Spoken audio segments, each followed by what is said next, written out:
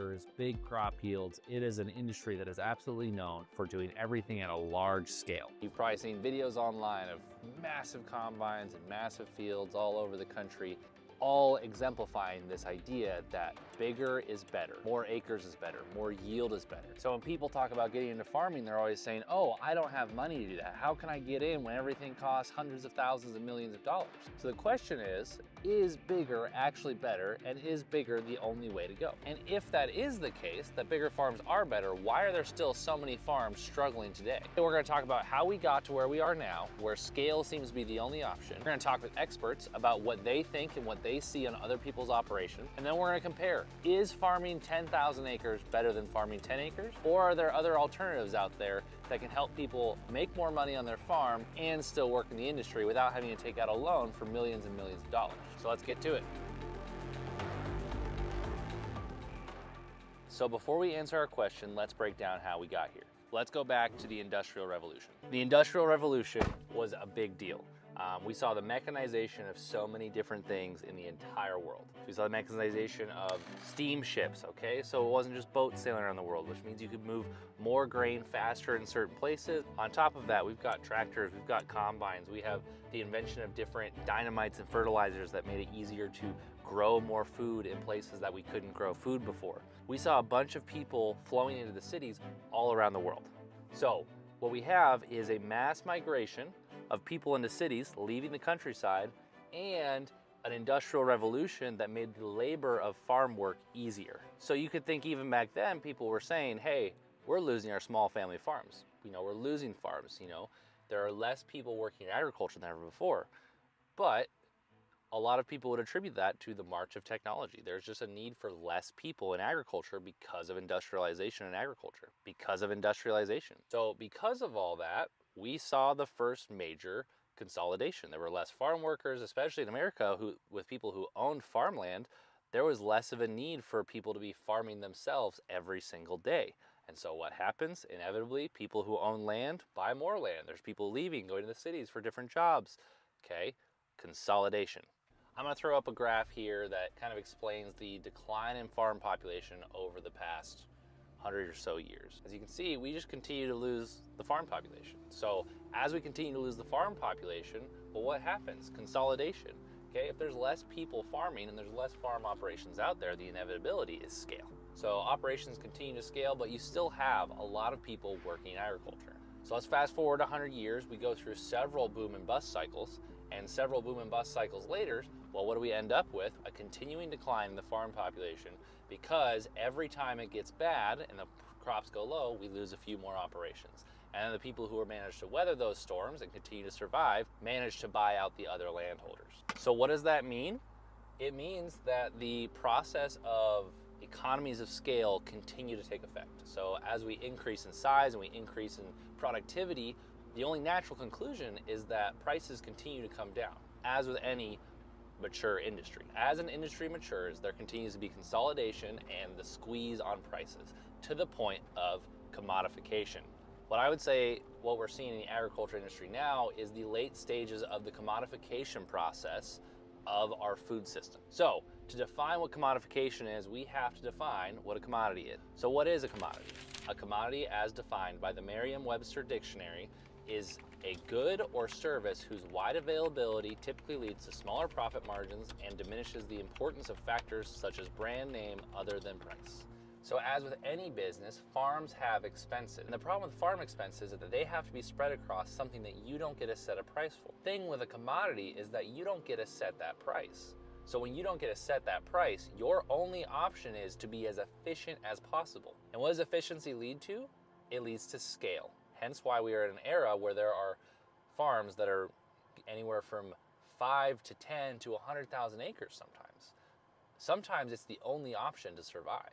I guess that's the big problem with commodities, is that by definition, when you are growing a commodity, you are entering into a price war where you don't get to set the price. So in this war, your only option is to be the better, faster, and more efficient grower over someone else, because that's the only way to win.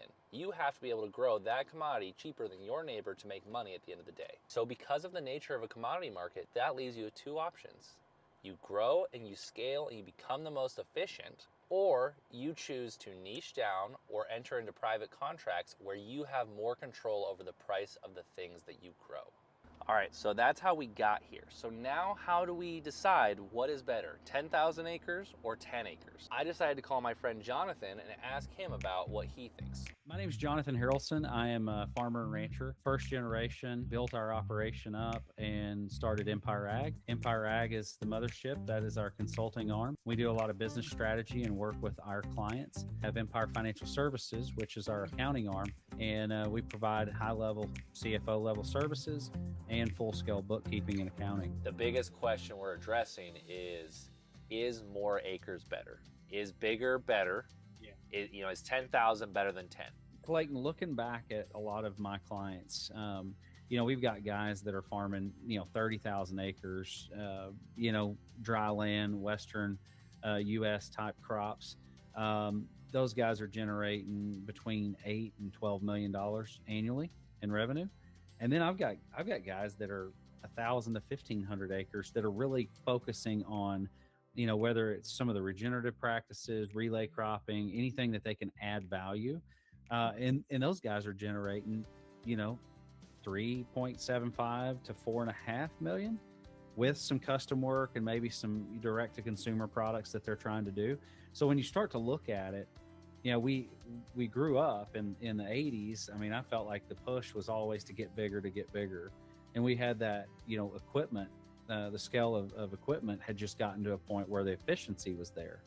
And for us, gaining that efficiency, and we grew and grew and grew to a point that we're so efficient now, you're at a disadvantage if you're in Iowa farming 2,000 acres and you want to go to 4. Because a guy in Western Kansas is probably making more net dollars than you are if you gain more acres to try to achieve that same net profit. I know that seems counterintuitive. And then you go the other direction where you've got some folks that are doing some high-end flowers and things on a small, 200-acre farm that are generating $500,000 with no employees. So to me, I feel like the ramp, like we have two factions. Like if you want to be big ag and grow big acres, like that is fine. You can chase that. Make sure that you're in the proper spot in the country that you're going to be profitable, because there is a shift. If you look in the U.S., and we have customers all over the U.S. that we get to look through and work with, there's a big difference. And there are places that you would look at and say, I would not want to farm there, but they're making way more money than the guy that's in the prime dirt in Iowa or Indiana or Illinois, just because of where we've driven our cost basis on land rent, equipment that it takes to get that, the more bushels that we're running through the equipment. There's just a lot of factors at play. Jonathan said something pretty interesting there. Where you live or where you're farming might be a very big determining factor in how profitable you are. And that is because we need to talk about the difference between revenue and profitability. I'm going to draw out for you a farm in Iowa and a farm in Kansas, both hypothetical, but both growing on 10,000 acres. So here we have our Iowa farm. Here we have our Kansas farm. The Iowa farm with 10,000 acres has a lot of revenue, okay? That's gonna be our revenue here. The 10,000 acre farm in Kansas has a lot of revenue, but it is slightly lower than Iowa's, okay? Here in the red, we have our expenses for the Iowa farm. Okay, pretty expensive to farm in Iowa. We've got a lot of equipment and we have a lot of land that is very, very expensive to maintain. You're running a lot of bushels through it. It probably wears out faster. We do have the benefit of a lot of rain, but you have a lot of expenses to farm here in Iowa. So here in Kansas, we also have a lot of expenses, like a lot of expenses. Running over that many acres is expensive, but our land is relatively cheaper. So here in the green is what we need to talk about. The profit. So right here, I'm going to draw in our profit on the Iowa farm. Right here, I'm going to draw in the profit on the Kansas farm. Okay? This is what Jonathan was talking about. We have our guy in Iowa right here, okay? He's doing a lot of revenue. On paper, it looks like he might be making more money than the guy in Kansas, okay? But In reality, he just has more money passing through his hands. Okay, the guy in Kansas over here, yeah, he's doing less revenue, but the amount of money passing through his hands, he gets to keep more of that. Now, once again, this is a hypothetical example, but this guy in Iowa right here might only be bringing home $100,000 after a long year, even though he's doing millions of dollars in revenue. Whereas this guy in Kansas might be bringing home $250K plus. Now, those are pretty big numbers to take home as a farmer. Once again, these are just hypothetical numbers, but you can see how just because you're doing a lot of revenue and you have big acres in the right place does not mean you are making money. That guy in Kansas probably has way lower operational costs and is able to keep more at the end of the day. Yeah, he's got less bushels running through his operation. Yeah, he technically has less revenue, less dollars going through his operation, but he is still a successful farmer. And a lot of times the guys who have to run this lean often figure out better ways to maintain their profitability. All right, that brings us back here to the 10-acre field in Iowa where we are going to be experimenting with wheat. Did we answer the question, is 10,000 acres better than 10 acres? And the real answer to that question is, it's complicated. 10,000 acres versus 10 acres does not actually matter. You have the efficiency of scale, which can be very valuable for you, but you also have the ability on a small level to be able to be very profitable as well. It all comes down to the market you're selling into and the management of that operation. There's a lot we could go into about why 10 acres could be better than 10,000. We can also make the case that, hey, having 10,000 acres is better than 10. But that all comes down to, once again, how it's managed and the markets you're selling into. And for anyone starting out, the idea of scaling up to thousands of acres is pretty much impossible. So that's what we're gonna do right here is we're gonna try to showcase that yes, you can farm 10 acres, you can start that way, and can it be profitable? We'll worry about scale and everything later, but right now, we need to prove out, hey, can we farm profitably on 10 acres? Because I don't wanna farm 10,000 acres one day without ever figuring out how to make it worth my time and actually be profitable.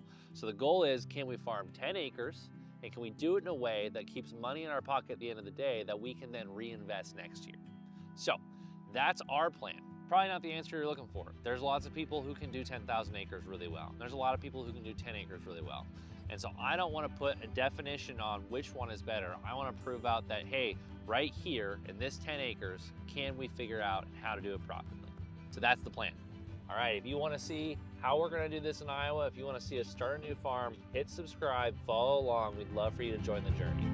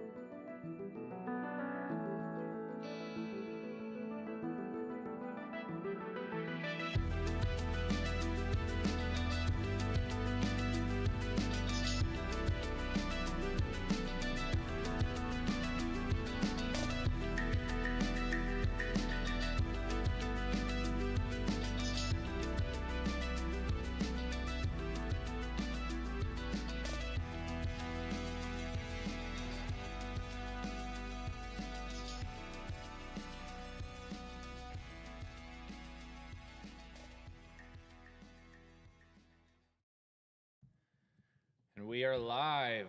Welcome back to the Atlas Ag News Show, everyone. I'm Clayton, one of your hosts. And I'm Neil. How's it going, everyone? How's it been going, Neil? Been going good. Planting season's in full swing. It's windy today. Yeah. How much have you actually gotten done? We've probably, I'd say we're getting close to half of our bean planting done. We hadn't planted corn yet, just due to the weather's been like manic 60, 80, 60, 80, and then we've got a cool rain forecast for tonight. So been reluctant to plant corn, but I think maybe next week the weather looks like it's going to line out a little bit for a few days. What else has happened in the past 5 days? What have you been working on? Planter breakdowns, just the general craziness of planting season. We did drill some spring wheat. So yeah, Neil and I were both out we were probably out till 10 o'clock last night getting this field drilled. We were trying to make a video about it, and basically it turned in from about 9 a.m. till about 10 p.m. of us trying to fix the tractor and get it going and driving 2 hours for parts. And at the end of the day, we didn't film a single video, and we barely got the wheat drilled, but it's finished. Christ, one of our employees, great employee, and he's a young guy, just finishing high school. And he texted me last night. He said, "I'm sorry I didn't get anything done yesterday." And I said, "Christ he's had an absolutely fantastic week this week." And I told him, "Christ," I said, "that's just agriculture. Every day is a good day, but that doesn't mean every day is a productive day." I mean, how much did he get drilled yesterday? He got stuff done. Out of anyone here yesterday, he got the most done. Yeah, I think all week long his reports have been like 200 acres, 220 acres, 210 acres, like each day. So, I mean, Christ has been just killing it. Well, every other planter's been broken the whole time. You got the other one going last night, right? Yeah, Cody we did. fixed it. So that's a good thing. All right, well, we have lots to cover today, as usual. It's been another busy week in agriculture. You want to kick us off with some fertilizer stuff? Yeah, fertilizer news. Amid geopolitical supply shocks and squeezed margins, Senators John Thune and Chuck Grassley introduced a bipartisan bill to force weekly price reporting from fertilizer manufacturers. That is much needed. Here's a quote from Senator Chuck Grassley. It says, "Family farms are suffering under high input costs that are pushing the ag economy to the brink. By requiring weekly reports on phosphorus, nitrogen, and potassium, our bipartisan legislation will shine a light on fertilizer markets and promote much-needed transparency and competition in the ag economy." And that source is Chuck Grassley's office. You think they're actually going to do it? You think it's actually going to happen, or was this just political hubbub? I think this is definitely much needed. I could see the Democrats and Republicans getting on board with this. We're in such dysfunction in Washington between the two political parties, but I hope that they can both see that this is a much needed. This would be a much needed lift to the current situation on at the farm gate. So yeah, I would hope that they could get on board with this legislation. And how strong do you think the lobby is from the fertilizer guys, though? Like, I feel like you don't hear as much about the fertilizer guys lobby. You hear a lot about the chemical manufacturers specifically, and then some of the tractor companies. But it's not really ever talked about with the fertilizer lobby. No, and they have an extremely strong lobby. I don't know how much effort they would put in to keeping this from happening. If you're going to put an effort towards something, this probably isn't something that they're going to just protest very heavily. So I think there are some other things that they wouldn't want to see that they're definitely going to lobby against, but this particular one, I can't see them coming out with a strong effort. Not to say that they're not going to complain some. I just don't feel like this is something they're going to spend a ton of money on trying to keep from passing. Yeah, I don't know. I just see it, and I'm like, I don't know if they'll get broken up or there'll be some sort of price setting thing, but there have been a few companies in history that have had profit caps placed on them, and this is one where it's like, I don't know if the governments would force them to break up and sell off entities, but I could see it like, hey, you're going to have a profit cap set. If we'll allow you to have this monopoly for national security reasons, but we won't force you to break up. We'll just make sure you don't make too much money. I think I could see potential where they started limiting nitrogen, put a nitrogen cap on certain soil types, or maybe all soil types, and that would be something that you'd really start to see them lobby against heavily, because it affects their bottom line. I think that's a way that they wouldn't have to break the monopoly up, but it would improve the grain market just because it would cap a limit at the amount of grain you could produce out of a field, unless you got really crafty in how you are managing your inputs. I don't know. I feel like then, the corn and soybean guys are going to be like, well, we need to grow as much as possible so we can sell X, Y, and Z, and so that's going to get pushed back on their side. So I don't know if I don't know if I'd ever see that happening. Yeah, I don't know. I mean, the one, I think water quality is such an issue, especially in Iowa, which just Iowa drives so much of farm policy. So with that being such a big issue in that state, Iowa, to me, in the farm economy is similar to California in the entire nation. Whatever happens in California first eventually comes east. Whatever happens in Iowa at the farm gate usually comes across the entire farm economy. Yeah, there's some stuff in here specifically about, maybe that was a different article, but there's stuff in some of my research about Iowa's push for water quality. You and I have been talking about this guy running for Republican governor in Iowa right now, and he's pushing hard against the big ag lobby. And it's if he does win, which given the lobby and all the advertising they will do against him, I don't know if he'll win, but if he did win, it would probably send waves throughout our industry of he's going after the chemical companies, he's going after the fertilizer companies, he's going after everyone because he's fighting for water quality and he's fighting for small family farms over the consolidation of farms, which is a great story in the news, and we'll get a bunch of people in cities to vote for him. But if he doesn't figure out how to get access to those voters who are a part of the corn or soybean lobby and are a part of the larger system, so if something happens there, it might trickle down everywhere else, but he's at this place where he's got city support, but the rural countryside of Iowa is a big portion of the vote he'll still need. So yeah, he's got an uphill battle. I mean, but I had friends sending me stuff. He went on Sean Ryan last week, and I got 3 or 4 text messages hey, did you watch this? And I was like, yeah, we're gonna try to get him on the show because this is stuff we need to talk about. I mean, he's super intelligent. Some of his points are fantastic. Some of his other points are oh, that was fed to you by a PR team, which is kind of sure, yeah. I mean, I saw him. I listened to his interview with Tucker Carlson. I really enjoyed that one. Tucker had some great questions for him, and I thought he did a good job of answering them. I think for him, being self-funded, and I think a lot of people side with the big ag lobby.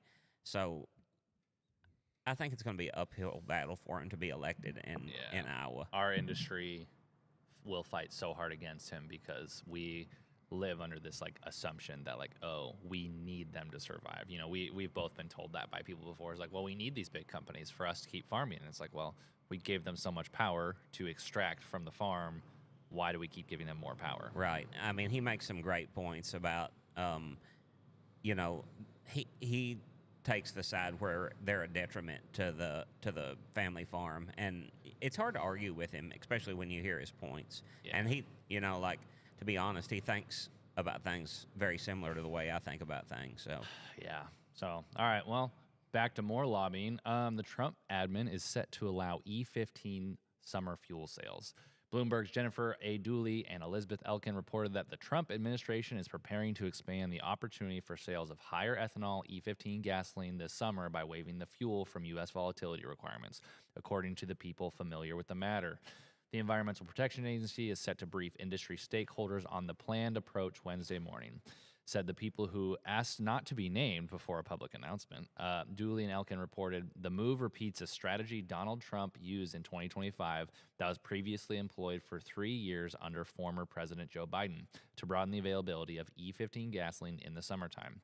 It also comes as the Trump administration is taking steps to help ease energy costs for consumers amid the Iran war. And it allows the president to deliver a win to an important political constituency, corn farmers, biofuel producers, and rural voters who have pushed for changes allowing year-round E15 sales. Julian Elkhorn reported some industry representatives have lobbied the EPA to clarify its plan for summer sooner, in time for filling stations and fuel distributors to adapt. Well, they're getting what they wanted. They're getting closer to year-round E15. Yeah.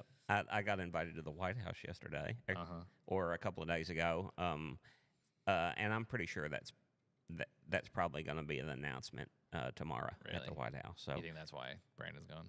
I think that's why. I'm excited to go and see what he's got to say. And I feel like, I think he'll probably talk about maybe some ag policy that he's been working on that he hasn't revealed yet.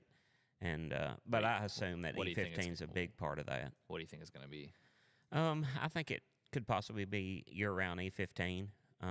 But I think he's also going to talk about some of the trade deals he's been working on, and I think he may reveal some of that to us too. I have really no idea because they haven't shared what they're going to share with us. I assume that it is going to be a big announcement, though. I've never been invited to the White House before, so we'll see what happens. Hopefully, it's good. Hopefully, it's not.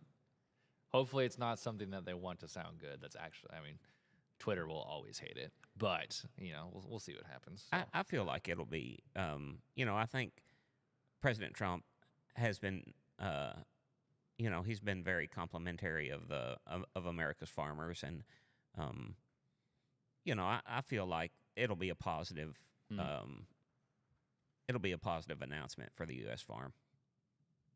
We will see. Or is it just going to be PR? Is it going to be one of those things that's like, this is good for people, and then it actually doesn't, happen? Yeah. Because I feel like that's been a lot of policy this past year in ag. It's like, especially Rollins, she'll come out and say something on social media. It's like, we're doing this great thing, and then everyone's like, you're out of touch. Like, this is not actually the issue we're facing right now. Or it's like the Made in America label, which we'll talk about in a second, is just now coming. It's like, this has been an issue for 6 years now that the previous secretary was working on too. Yeah. And so it's a matter of okay, cool, this is great. Let's speed up the process because we got the Made in America label. That's great. It's helping with beef imports. But also now we have this fertilizer crisis. Is it going to take 9 to 10 months for more of this to actually, and it's policy, so it always goes slow, but can't we speed up the process with some of these things? Yeah, it's hard to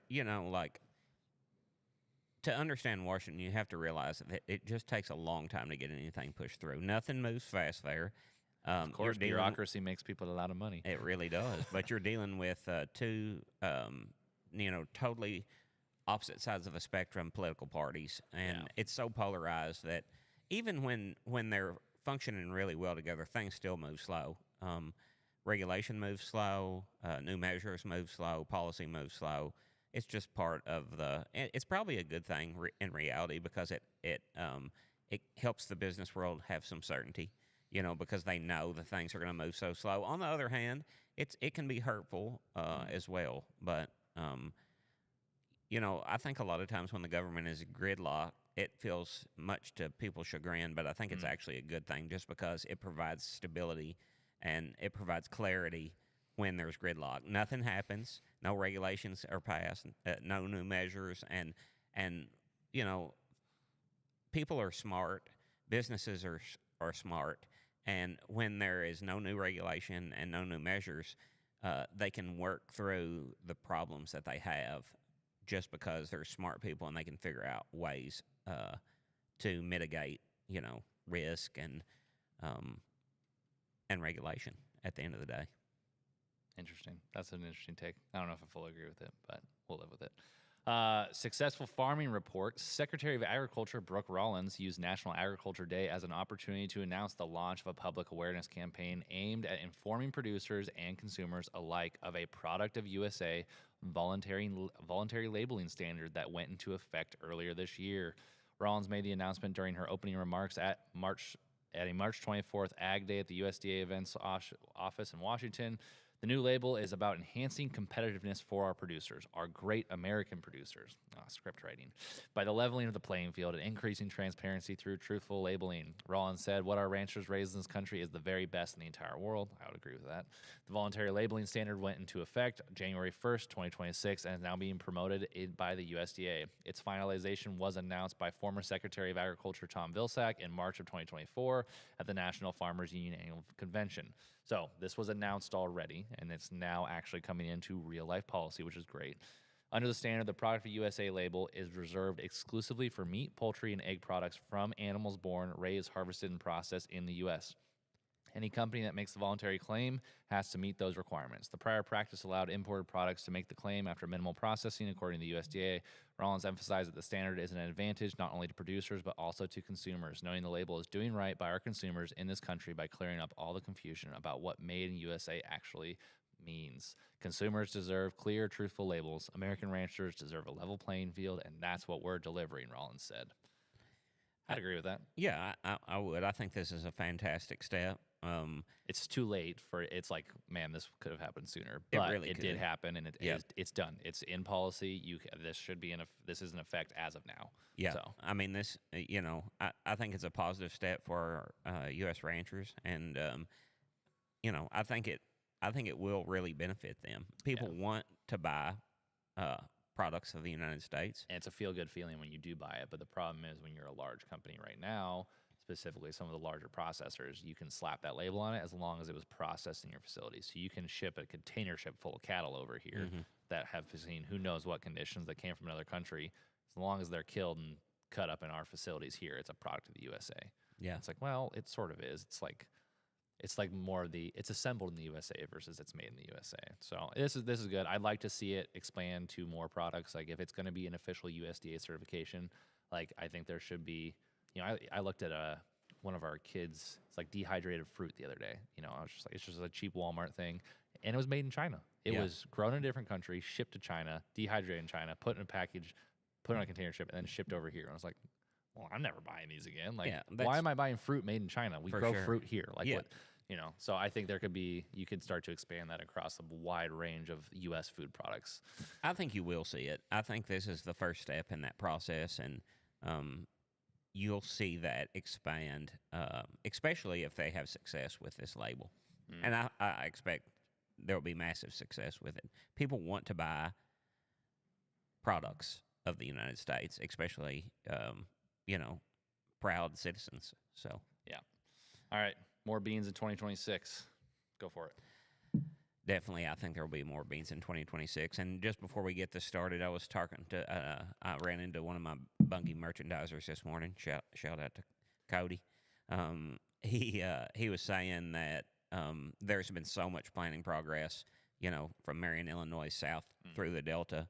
He said in his career, and it's pretty long, one of the best planning progresses far up to this point. And that's what I've seen. I've never been this far along this early in March. There's apparently guys out in Iowa right now planting, which I was like, that's wild. Yeah, it really is. We could end up in a situation like we have planting progress, but I was on the phone with Chase yesterday, and he was like, yeah, like basically everyone's corn that was planted 2 weeks ago is dead because they got a freeze, and it actually froze the ground, and they are running out of more corn to replant right now. And so we could see we'll see how that affects the actual growing season, but a lot of stuff, down south might have to be replanted. Yeah, I think corn and bean seed quality this year is a problem to begin with, just because the season last season was so difficult. So you don't want to see a lot of replanting, And I do still feel like we'll have some winter weather left or some very cold temperatures left.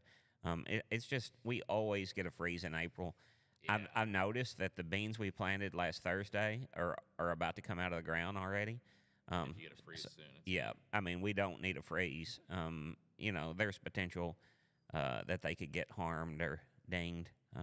Maybe not a killing freeze, but, you just don't want to see a freeze at this point.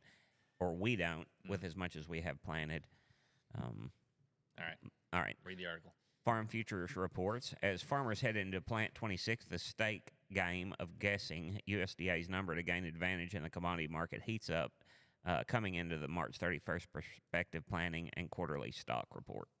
To add data to market strategy, Farm Futures surveyed farmers across the U.S. to find out what they're thinking. The upshot, Farm Futures senior editor Bruce Bly said, corn acres may not decline as drastically as the USDA predicted in February, but they will be dropping over 2 million acres, even as soybean acres swell. A 6% increase from 2025, adding nearly 4.9 million acres, would result in soybean plantings above 86 million acres. In February, USDA forecasted a 4.7% boost in soybean acreage to 85 million acres, a 6% increase from 2025, adding nearly 4.9 million acres would result in soybean plantings above 86 million acres. In February, USDA forecasted a 4.7% boost in soybean acreage to 85 million acres. The kind of the way I think about this is I've been seeing the corn market rally, and if we continue to see nitrogens rally as well, if corn moves up, you're going to see soybeans follow them regardless of the amount of acres planted. So I think this is something a soybean producer probably, and not to say that you can completely downplay the risk, but I think there's less risk just based upon the situation that we have going on in Iran and with oil. We're in such times of uncertainty. I could see it going two ways here. I could see, one, the market going to the moon with continued war in Iran and dry weather. I could also see the market on the corn and bean side plummeting with peace in Iran, early plantings happening, and then perfect summer weather due to rainfall that starts. So if we had a crystal ball, we would know what to do, but we don't. So you just have to, I've been making some soybean sales over the last couple of weeks trying to mitigate some of my risk, some corn sales as well. I feel like that they're probably low compared to what they could be in a month or so, but you have to manage some of your risk, and that's what I've been doing. To finish this article, it says, production costs certainly are additional pressure weighing on planning decisions. The impact of the war in Iran and continuous tariff turmoil create volatility not only in the grain markets but also in the ag retail store. Bennett's comments on the impact of input costs, chemicals, fuel, and fertilizer echo what Farm Futures heard from respondents. A solid third of farmers who participated in the Farm Futures survey said their biggest concern of heading ahead of planning is input cost. Those farmers who added to their response shared comments such as moisture, input prices, and poor grain prices, staying in business, market prices, and maintaining a profit. I think all those things are, those are all risks we have to manage during this planting season. Yeah, I don't know. It isn't shocking to me that we're going to plant more soybeans, other than the fact that that's what everyone complained about last fall. Everyone was complaining about bean prices so much, and I was like, guys, you're going to probably plant more. But yeah, when you bring in production costs per crop, I mean, your potential for soybeans is pretty good. So a lot of guys I talked to said they're not changing any acreage-wise this year, large portions at least. So yeah, it'll be a percentage point swing, but if it's more than a 10% swing, I'd be shocked. So if you look, we're crushing we're at manufacturing capacity on soybean crush. So there's a ton of beans being used, even at the large amount of acreage we're using. I could still see, even with increased acreage, there's a need out there for the soybean. So we'll see what happens. All right, let's jump into trade deficit. U.S. trade deficit shrinks. That is a good thing. That's not been the case the past few years. USDA Undersecretary for Trade and Foreign Agriculture Affairs, Luke Lindberg, recently addressed shifting global trade dynamics. While total U.S. agricultural exports are forecasted to dip by about 5% this year due to retaliatory tariffs and realignments, the overall agricultural trade deficit is projected to narrow significantly. Luke Lindberg said, "We are actively reshaping the global playing field to protect American interests. While we are seeing a slight dip in total export volume due to necessary trade alignments, the fundamental story here is the massive narrowing of our agricultural trade deficit, projected to shrink from $50 billion down to $29 billion in the calendar year 2026. We are prioritizing American producers and fair market access above all else." I think this is good. I'm a fan of this. I would like to see that trade deficit continue to shrink. It's been pretty bad the past few years.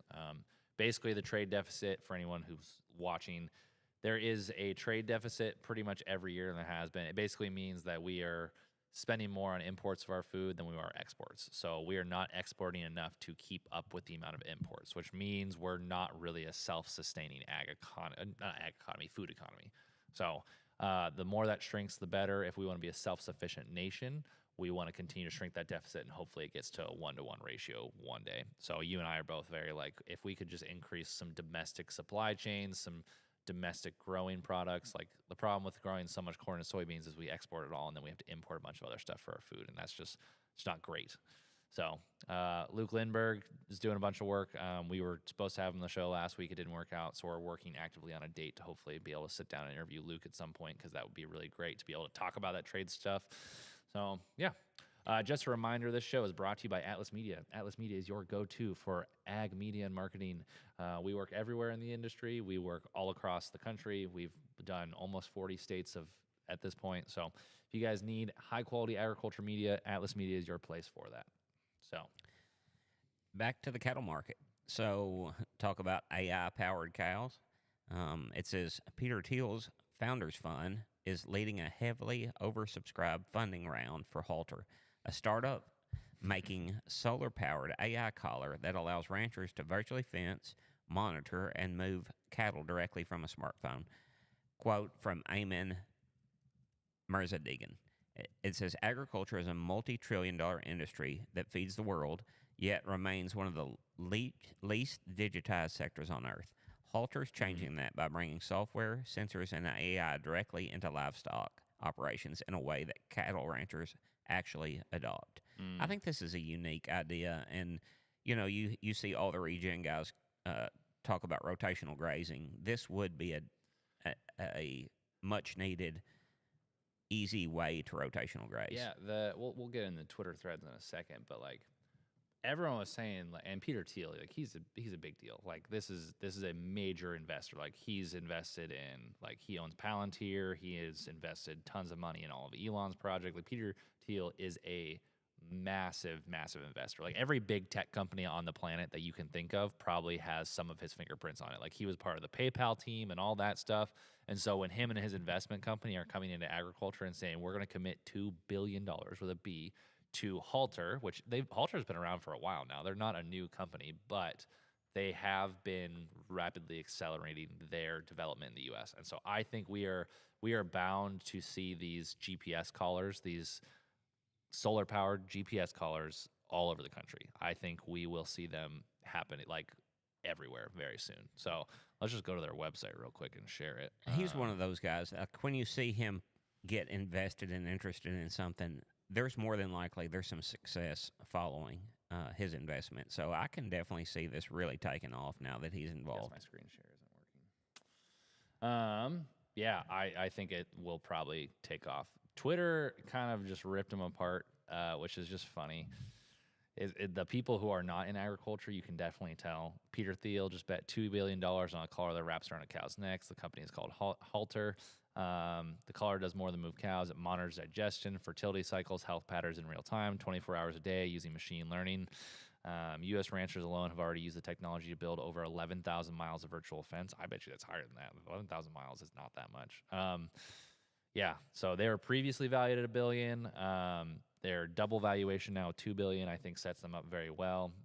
And they charge farmers between $5 to $8 per animal per month on a subscription model, meaning that more cows they collar, the more locked in the revenue becomes. And so these are all Wall Street investors being like, okay, what's going on here? It's just funny always seeing people outside of ag talking about this. AI-powered cows, basically is the headline. Halter makes AI-powered cow collars that virtually monitor health. 600,000 collars already live. Every effing time I see this, I think I've seen the most ridiculous application of AI, and I'm proven wrong. Is there anything that Twitter doesn't rip apart? I don't know. So Nick Horeb, he's the guy who started Harvest Profit. He sold a deer a few years ago. That's $2 billion is a lot in ag tech. One of the guys commented on his post, we have over 400 of them on cows at our place in western Oklahoma since December. Couldn't be more impressed with the product, support, or results. If our experience is any indication, their growth is going to be impressive. Whole cow herd will be getting them late May. Huge opportunities with them. They aren't just getting started. They've been in New Zealand for nearly a decade and been in the U.S. for 3 years. Half our cattle customers are using them. Like, they're here.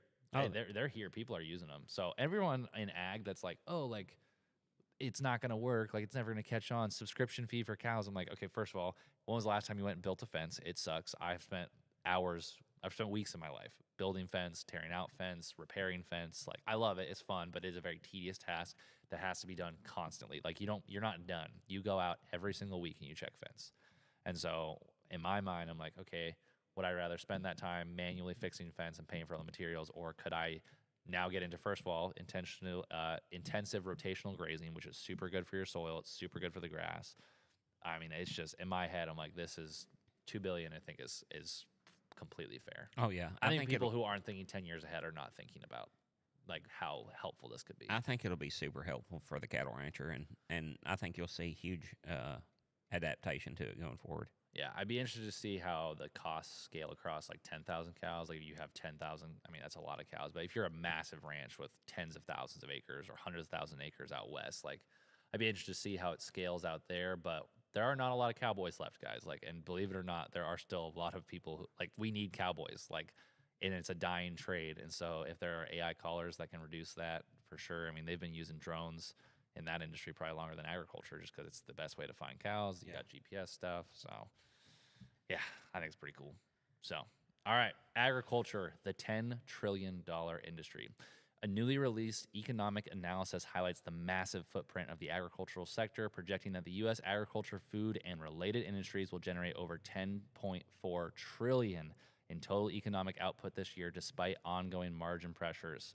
Quote from the Feeding the Economy 2026 report, the resilience of the American food and agriculture sector is unmatched. Despite facing extreme input volatility, geopolitical supply chain shocks, and shifting supply markets, this sector remains the backbone of the domestic economy, supporting nearly 24 million jobs and generating $10.4 trillion in total economic output. Pretty impressive. It's super impressive. I looked up this organization that did the report, and so the organization is called Feeding the Economy, and they are just trying to highlight the just economic benefit that agriculture and the food industry as a whole. So this is like grocery stores, this is restaurants, this is all the middlemen. So it is like, it's more than just the farmers in this, but like that is a huge number. It really is. I mean, there is so many people involved in the food industry, you know, from growing it to transporting it to packaging it, you know, processing it, restaurants. It's just grocery stores, a humongous industry, and it creates so many jobs. You know, I hear people say all the time, people have to eat 3 times a day. It's so true. We're so blessed to have a country where there's not hunger here. You know, everybody's well fed, top to bottom, and there's a good safety net in place for people that can't afford food. So, I mean, it's just a fantastic industry to be involved in. You know, it's been really good to me and my family over the years. So, yeah, and to put that $10 trillion in perspective, the healthcare sector is about 9 to 10 trillion, so pretty close on par. The technology industry, 5 to 6 trillion. The agriculture industry is double what the technology sector is, which is crazy. It might not make up, like, you know, if we look at the stock market, it might not be the same weight as, you know, all these tech companies in the stock market, but actual, like, revenue going into our country, like the dollars back in people's pocket, we're double the size of the tech industry. Sure. Travel tourism, 2.5 to 3 trillion. Oil and natural gas is only 1.8 trillion, which is pretty crazy. I mean, but you think about, like, what's the share of fuel and oil on the farm compared to like everything else that you pay for. I mean, if you look at the normal person's budget, like how much of their budget goes to fuel versus food, it's probably still more food if you account restaurants and eating out and all that stuff. And then the automotive industry, 1.5 trillion. So I look at this, and whenever people are like, oh, like the agriculture industry is so tough to make a living and it's so hard to do these things, I'm like, I don't know, $10 trillion is a lot of money. It's just, you got to get really creative. You got to like think outside the box. Yep. We are the only industry, maybe minus housing and things like that, like, and water infrastructure that like is absolutely necessary for society to continue. Like there will always be an agriculture industry. There might be a socialist agriculture industry one day, which is not what we want. We're kind of halfway there, but you know, it's a great industry to be in, and there's so much potential. If you think creatively, you don't have to secure a lot of percentage of the whole ag industry to make a bunch of money. Yeah. You know, we know multiple companies that are small that you would have no idea do hundreds of millions of dollars a year. Yeah. So. There's so much, you know, so much opportunity for growth in this industry as well. So, young people, it's a great spot to get involved in. And just if you want to look at how to make more money than just farming, go look at the share of the household food dollar and where it goes. It's like 6% goes to the farmer. All you have to do is capture another 20% of that, and you will be one of the most profitable ag operations in the country. It just means you have to do a little bit more than just the farming side of things. Maybe you operate a trucking company. Maybe you buy the processing. Maybe you work on distribution. Like there is a lot of dollars to be captured there. It's just got to start getting creative. Agree. All right, what's next?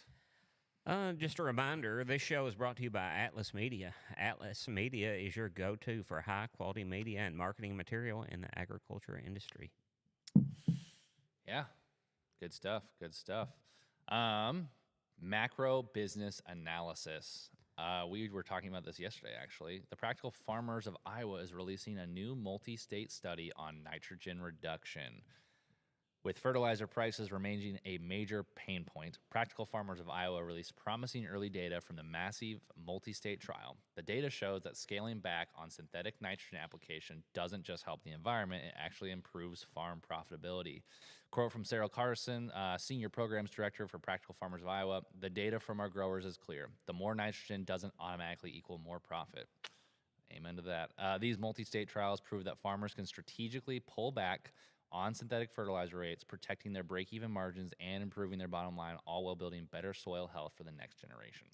You know, I've seen several university studies over the years showing that exact thing, that we're using too much of nitrogen. Yeah. And that, you know, there's actual scientific data that proves that point. Yeah. In all the major crops. So, you know, I mean, I think this is something we all should take a hard look at. Mm-hmm. You know, we know that there's a law of diminishing returns. As you increase in input, you don't necessarily increase in output. So I can see exactly what this article is, you know, hitting the nail on the head, that we're using too much nitrogen. We're trying to produce more grain in a mindset where if we produce more grain, we'll be able to sell more grain, thus increasing revenue, but at the cost of, you know, spending money that we've already made. Yeah, and the dollar for dollar revenue between nitrogen and your take home pay does not equal out every time. Like, there used to be this mindset of, well, for every unit of nitrogen for a bushel of corn, when, you know, like, that was the mindset for a while. It's like, I watched a video yesterday from one of our clients that was like, hey, you know, I used to be the guy that believed that, and then I started, you know, prioritizing my soil nutrition, the soil health, and I was like, oh, I actually cut my nitrogen in half, and I'm still producing the same bushels.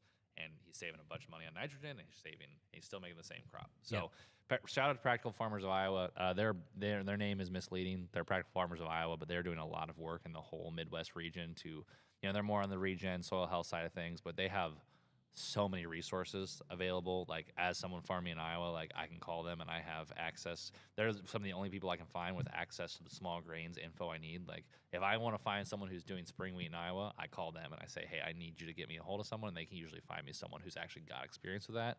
And I'm not finding that in any of the other research associations that I've been a part of. So yeah, I've actually experienced in my career where, you know, especially with wheat, it's really noticeable if you put too much nitrogen out there, and it, you know, it keeps it green for so long, it actually hurts your yield. So when we began to really experiment with the amounts of nitrogen we're using, we actually increased our yields, being really cognizant of how much we're putting out there and the amounts and quantity. And, and some of these heritage grains, like the ones we planted last night, like, all the data shows they do better with less nitrogen than normal wheat does. So we're planting in Iowa into a soybean field. So I'm pretty confident we're not going to have to put a ton of nitrogen out this year. Like, maybe one broadcast application, but like, when I'm thinking about it, I was like, I don't know if we're going to have to put a ton on to get what we need. I mean, we'll put some on, but it's like, we're not going to spend an arm and a leg trying to grow it. It's not like corn. It's not by no means like corn.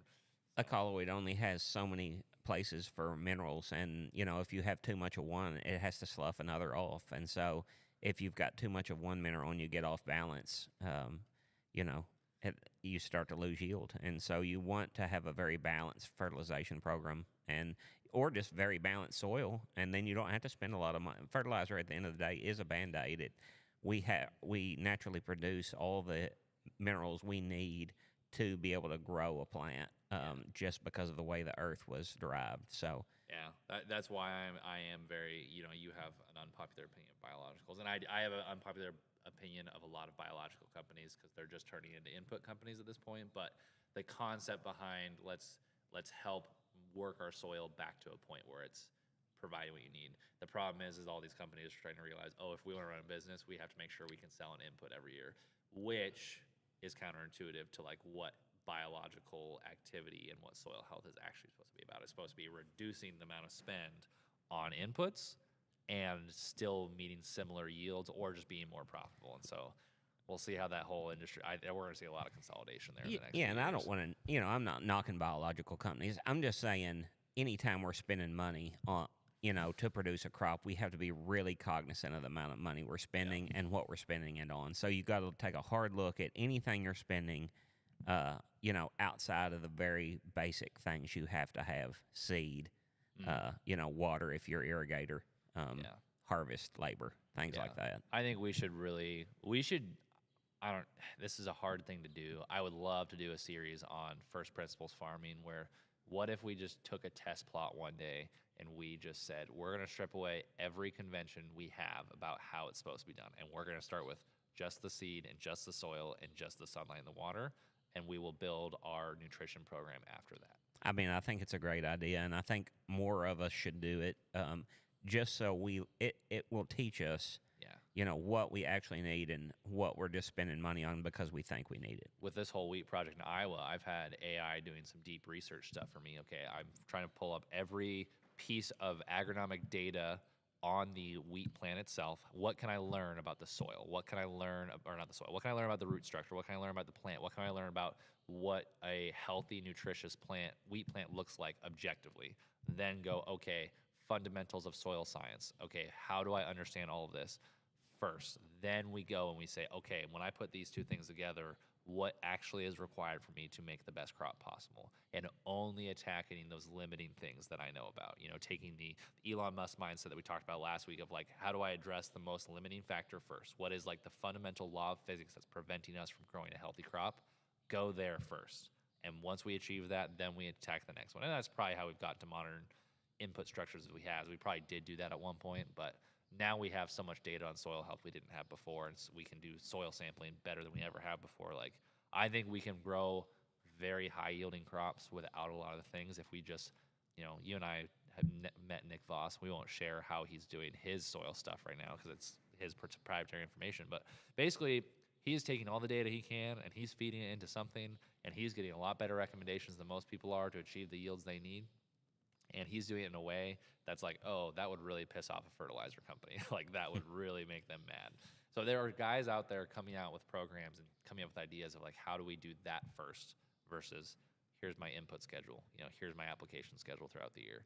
So just from a farmer's perspective, I've seen this in my own career where, like, say a new product comes out and you try it and you see what you feel like. You maybe not know, but what you feel like was a positive benefit from it.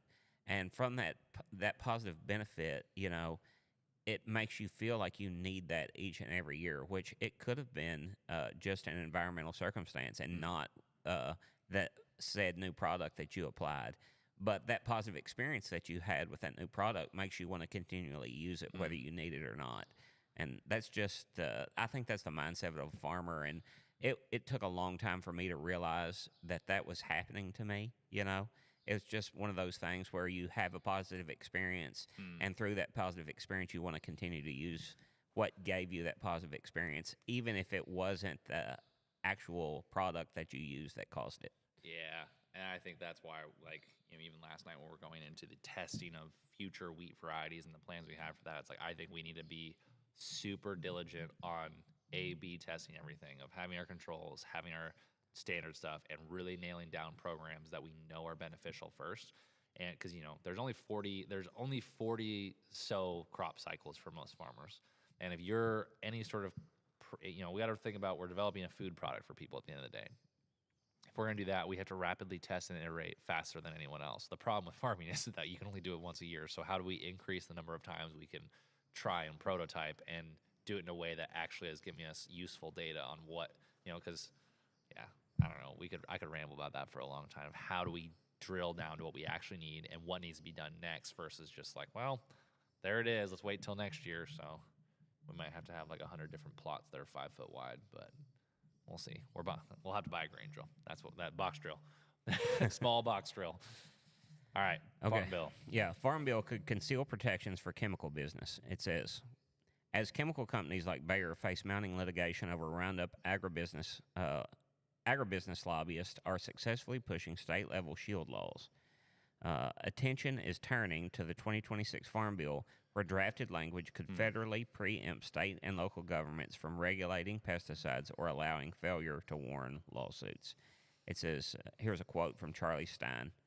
It says, he's a trial lawyer representing plaintiffs against Bayer. It says, this is any pesticide or herbicide that falls under the Federal Insecticide, Fungicide, or Rodenticide Act, and an individual's ability to seek redress on not being told how dangerous that material was.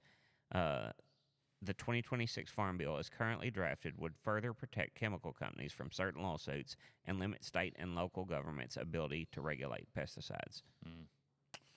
You know, the way I look at this is I don't think any business deserves protection against litigation. Litigation is what prevents people or prevents corporations from risking public health because they're protected from financial risk. Yeah. If your car was giving you cancer, we once again talked about this. Like, if your car was giving you cancer and the company willingly knew about it, should there be legislation passed, by the way, in a massive bill? The Farm Bill is a huge bill. It's thousands of pages long. It's hard to catch this sort of stuff. Would you want that car company to be protected if they willingly knew about it? No, you would not. It's ridiculous. And so the sooner that we can get to a point where we as the ag industry understand that just because we buy from them and just because their product helps us on our farm does not mean we as an industry have to go to bat for them. We do not have to be the people constantly defending these ag businesses that have caused harm for not just producers, but also for the general population. I think this 2026 is going to be the year that a lot of farmers are going to have to make a choice of, am I okay supporting this company that is going to be dragged through court? Like, I am not saying that Bayer has already lost. I'm saying there's a pretty good chance, given public sentiment, no matter what the judges decide, there will either be, yes, this was a good decision and we need more of that, or it's going to be they make a decision that the consumers hate and they're like going to get dragged through the mud. Like, there will be so much outcry if Bayer is not held liable for this stuff that there will be another court hearing, and that will happen. And then on top of that, if the litigation goes through on Bayer, it will go to all the other companies. It is going to happen. Like, we made a pretty conscious decision this year to say we are not going to work with any of the big chemical companies. We've had lots of opportunities to. We've had lots of conversations with them. We buy products from them. It's not a thing that was an easy decision, but you and I both kind of looked at it and it was like, even if we did want to work with them, which I don't think we do, the PR nightmare and the litigation that is coming is going to be a dumpster fire. Like, I have seen so many posts on social media this past week because of the Sean Ryan show with that guy from Iowa running from governor about, hey, you look at the rate of Parkinson's in these states, look at the rate of cancers in these states. And I don't know. I'm not saying it's just correlation, or it's not just correlation, but the evidence is looking pretty darning at scale. You know, and I think there's two things that have really hurt the public perception of American farmers. It's subsidies and it's the chemicals that we spray. And we don't produce those chemicals, but we do actively use them on our fields, which, you know, I mean, should we get rid of all chemicals? You know, probably not, because we do need them at some level. Yeah. Food, especially, there's 7 billion mouths to feed in this world, and we do have to have some way to defend against noxious weeds. We just have to be we need to take a really hard look at how much we use of them. Not like we already don't, but we need to take a closer look even than we currently are. And we need to make sure that the chemicals that we are using are safe for the consumer. Yep. Yeah, and it's just that thing, you know, we have so much knowledge. If we know a chemical is, if we are not willing to be around that chemical frequently ourselves and be very cautious around it, because it is concentrated, so it is more dangerous, but it's like, we should just think about, like, hey, what is this doing to our crops? What is this doing to our food? What is this doing to our soil? And act accordingly. You know, like I'm really trying to push in our industry the mindset of, we need to think about this as food and not a commodity. Yeah. I want to grow food as a farmer. You know, this farm in Iowa we're starting, I'm going with the mindset of, like, I don't want to produce commodity. I want to produce food. I want next year to be able to eat the product that I grew on my table. I want to be able to say that came from a farm that we worked on, that we grew that in, because we're growing food. You know, I'm not growing some commodity that's going to get shipped off and turned into who knows what and sit on a shipping container. It's like, no, I want to know that whole supply chain. And consumers want that. It is happening. And so we as producers, the sooner we can get on board and say, I'm growing food, not just a commodity, I think you're going to think about life in a much better way. Yeah, and the consumers are asking for that particular thing. So as a producer, we need to take an active look at what are our consumers asking for, and then try to produce a product that meets what they're asking for. And we always talk about market demand and market creation from all of these lobbying groups. And it's like, there is market demand for this right now. And no companies have really figured out, there's smaller companies figured out. There's no large companies that have figured out how to get the healthy food people are demanding at scale. It all has been you got to go to a farmer's market, you got to go to Whole Foods, that you fall for the USDA organic and non-GMO stuff. Like, that stuff is just marketing. It's a big marketing badge. Like, there's stuff, you want to talk about bad for soil health, talk to an organic grower. Those guys will turn soil over better than anyone else, you know. Yeah. And they're just as heavy on inputs as most guys. And it's a matter of, we have a big marketing problem, and there is a huge amount of white space. There's billions of dollars up for grabs for someone who can figure out, how do we scale up healthy food production in the U.S. It's there. It's just waiting there. I'm saying right here on this show, like, we will attempt to probably do that at some point, because it's just like, it's a no-brainer. You know, and I think that's what we're currently lacking in our market space is yes, there's healthy food available out there. It's just so expensive versus the processed food. Yeah. And once somebody, an innovator, comes with a way that they can scale healthy food to be a equivalent price option versus processed food, that's the total game changer. Yeah, I can grow 1,000 acres of healthy food and maybe get it processed and distributed at a smaller scale. It's going to be expensive, though. Give me 100,000 acres and give me the bank account to fund it. It can't happen. Like, I won't go fully into my thought process behind that, like the conversation we had about Tesla last night. It can be done. I'm not saying we'll actually be the ones to figure out how to accomplish it, but there's white space there. There's potential. So just, if you're listening to this and you want an opportunity to help better our food system, know that there is a market waiting for you. You just got to figure out how to get there. Get creative. Just go after it. So, all right, let's talk about gene-edited produce in stores. I don't know how many of you have heard of CRISPR technology. It's been around for a while now. It's been primarily used in the in the corn and soybean breeding realm and some other produce crops, but it's been for plant health. It's been for plant health or plant yield or disease resistance, all that stuff. But CRISPR produce is making its way to the shelves. So the first wave of CRISPR-edited produce has officially moved from the lab to mainstream grocery chains nationwide. Leading the charge are bitterless mustard greens, which use gene editing to remove the harsh flavors while retaining high nutritional value, signaling a new era of consumer-facing agricultural biotechnology. Quote from Tom Adams, co-founder and CEO of Pairwise: "For a long time, gene editing in agriculture was focused on agronomic traits. For the farmer, things like pest resistance. What we're doing now is bringing the benefits directly to the consumer by using CRISPR to edit out the compounds that make nutrient-dense greens taste better. We are fundamentally changing how people eat and making healthy food far more accessible and appealing." The source is Progressive Grocer. What do you think of that?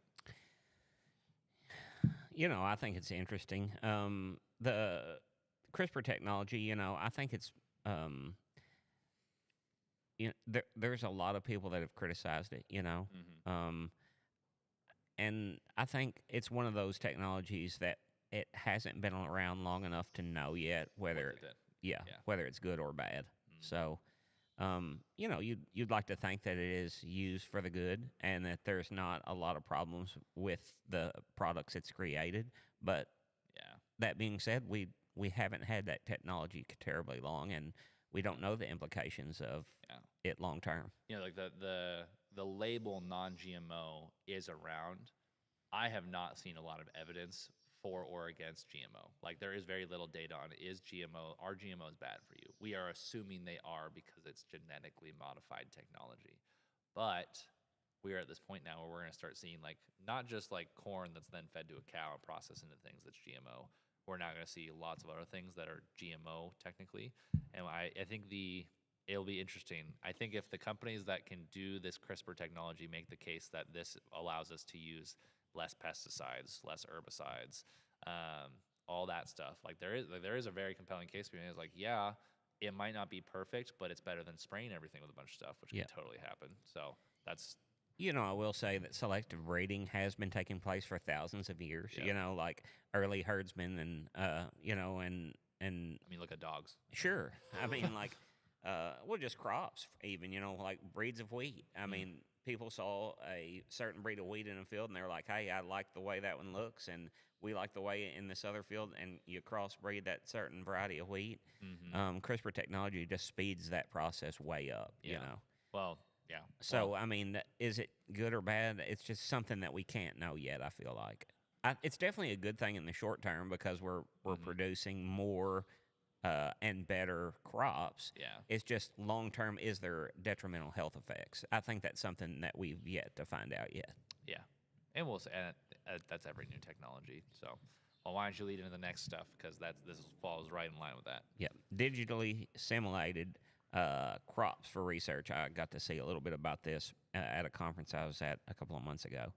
It says researchers at Iowa State University announced a major breakthrough in agriculture AI by creating digital twins, highly accurate AI-generated virtual models of physical crop plants.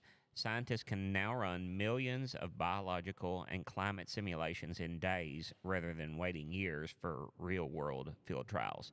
Like that's just like you say, we only have 40 tries as farmers to produce a crop. Researchers are much the same. It takes a full year or a full season to be able to research the certain genetic trait that they're researching. So something like this allows them to speed the process way up. And I was thinking last night, because we had this conversation last night, I was thinking this morning, hey, we're talking about how do we trial potential varieties quicker? How do we move up the research? In my mind, this is, hey, well, now we can do 100 tests over the winter, and we can choose 10 of those to put into real life, like, reactions now.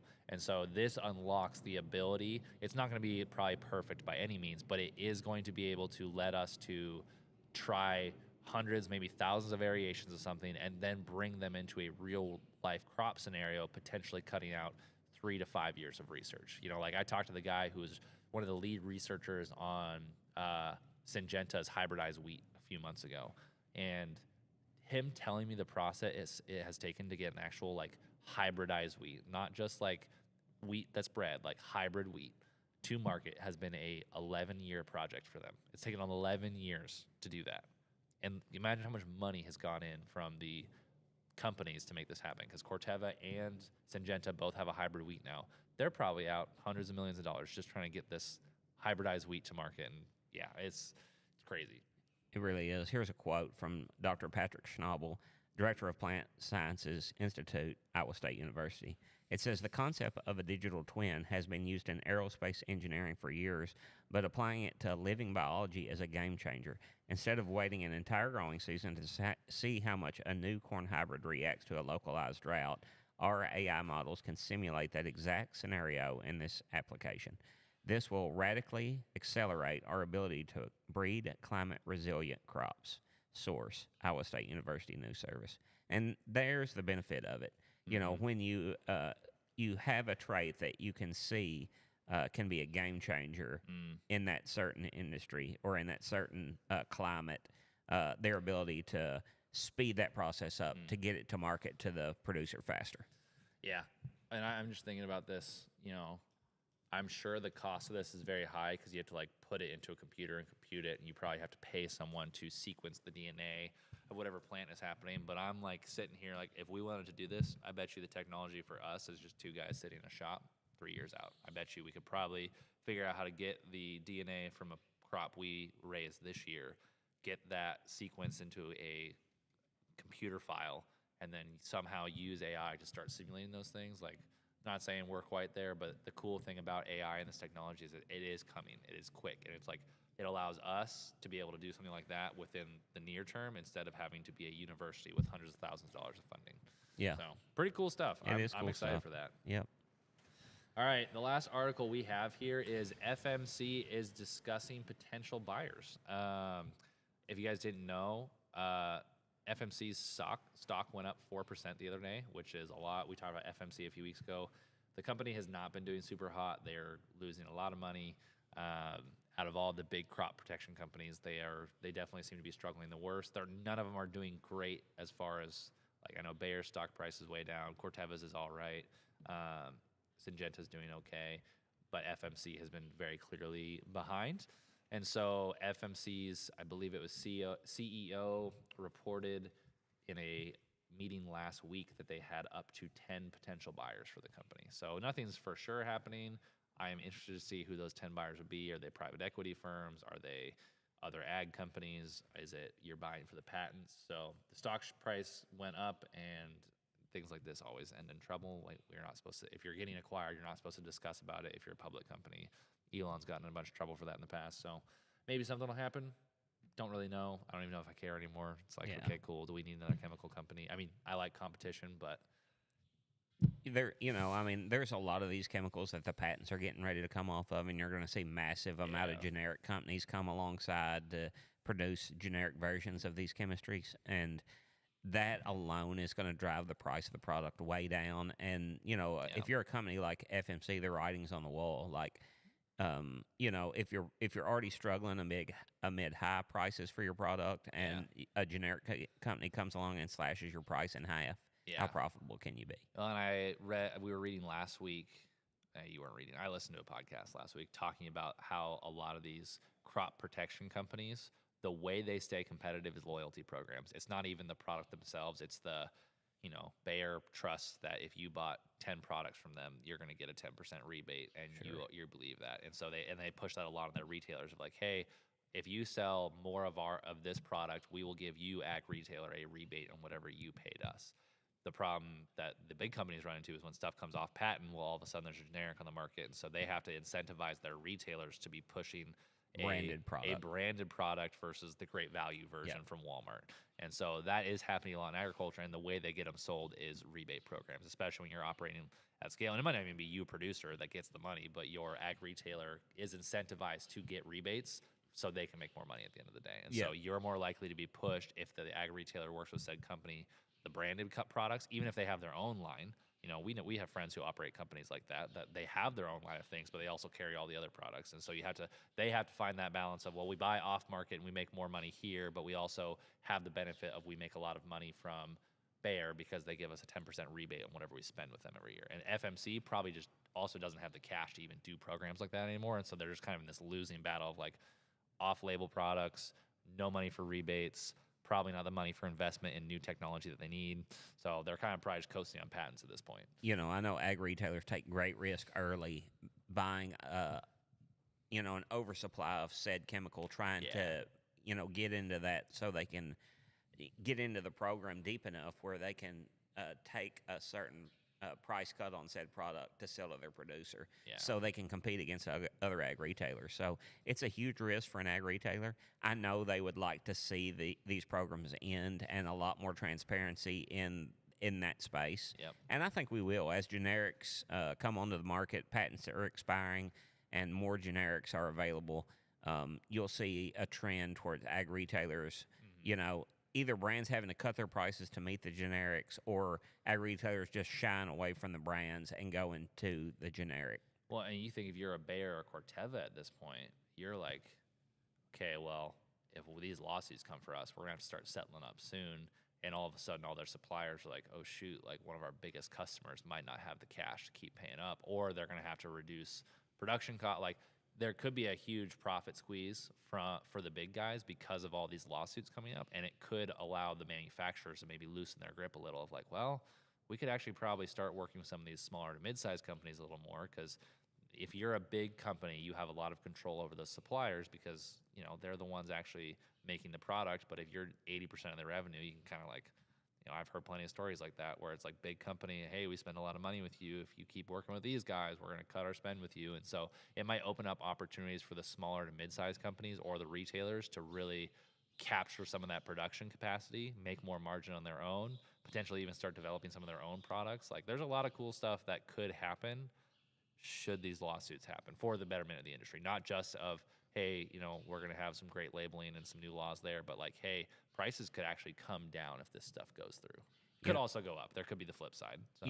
You were talking last night about Corteva divesting in some of their chemical assets, and I wonder if this is one of the reasons. Well, I mean, if you're a company, hey, protect our seed division. Corteva's got a legendary seed division. Sure. They're not as big down here, but in the Midwest, they still have. I mean, they got so many brands. 80% market share or something. Yeah, like that. I mean, pioneers everywhere in Iowa. It feels like, and then same with Bayer. If it's if Bayer can divest not just if they can keep the ag division, but divest the chemical division and let that get sued into the ground, and if they can, and the prosecutors aren't going to like that. They're going to try to come up with something, but there's still there's probably 5 to 6 years where these companies can say, all right, protect the seed division, move crop care into its own company, let that get hammered as much as possible. If we come out on the other side, great. If not, DuPont owns Corteva and Bayer is a massive conglomerate. They'll figure something out. Sure. So, yeah, at the end of the day, we also have to remember, like, these companies make a bunch of money off of it, but the lion's share of DuPont and Bayer's revenue is not from ag. It's in pharmaceuticals and chemical manufacturing for other industries. And so remember, we are a $10 trillion industries, but to massive companies, we're still just a slice of the pie for them. Right. So, all right, what else do you want to talk about? You ready to go to D.C. tonight? I'm ready to go to D.C. You excited? I am excited. Yeah, I've been to the White House before, but never with an invite. So, I'm pretty excited. I think it'll be cool just to experience something like that. So yeah, you'll probably go and be like, I'm bummed I missed planting season. But well, it's going to rain tonight, so I mean, I'll be back with a little rain. I'll be back by the time we're back in the field. So you gonna plant corn next week? Yeah, if the weather, they are talking about in the long-term forecast a big period of wet weather for this area of Kentucky, and if that looks like it's going to persist, I'll probably wait some more. I know that corn seed is an issue. I have a certain set of varieties that I want to plant that have been, good to me, and I want to protect my ability to plant them. So I will probably wait for good weather. You put some of that non-GMO in next week. Yeah, I will do that. That massive one bag I got. Yeah. I am going to try some one non-GMO variety in a small plot situation. So this is a question for our listeners. Is it normal to burn bags at the edge of the field? Because I did ask on Instagram this morning. We burned all the wheat seed bags last night, and Neil's like, "It's a ritual," and I was like, "I've been on a lot of farms, and I've never seen this ritual before." And I think it was I asked, "Is Neil making this up?" And let me see how many people. Okay, 46% of my viewers said you made it up, and then 54% no, he's right on. So I had no idea that was a thing. Here in my area of the South, of course, I'm from an older generation where all of our seed was at one time in paper bags, and it was a big thing. Like the kids, would help you fill the planter up, or as a kid, I helped fill the planter up, and then, kids love to set things on fire. And so we would, after we would dump all the seed in the planter, everybody would pick the bags up. And it was usually a thing, we'd pull up under the shade tree and 4 or 5 people would come to help. And we would all pick the bags up and we would sit there and burn them and, eat a snack while the bags were burning. So it's just a cool thing that from times past. That's pretty neat. Yeah. Well, anything else you want to talk about? Nope, that's it for the day. All right, guys. Thanks for tuning in. We're experimenting with times. We'll do a better job of promoting it next time. So that way, if you want to keep watching, keep watching. Neil and I have to make a decision. Do we want every Thursday night for the rest of our lives to be occupied by a live show, or should we try to snag some of that tractor time? And also, we do have a bunch of you guys who do listen on the podcast and listen on YouTube. So if you enjoyed this, let us know. If there's anything you want changed or improved, give us a shout. We're always listening. We try to respond to every comment that we get. Or if there's another time that you'd like us to try where you can watch it, better. Yeah, as long as it's not Monday, Tuesday, Wednesday, Friday, Saturday, or Sunday. As long as it's Thursday between the hours of 10:30 and 5:30, we're pretty cool with that. I'm good with that. And you can suggest other times. So, all right, thanks for listening. Reminder, this show is brought to you by Atlas Media. Share with your friends. If you want to see more of this, know that this company is the company that makes it happen, and there are other sponsors that we are currently working with as well that are helping these happen. So if you see any of our sponsors, any of our content, go check them out because we love them. We want to support them because they make this show happen for you guys. So that is all. Thank you. See you.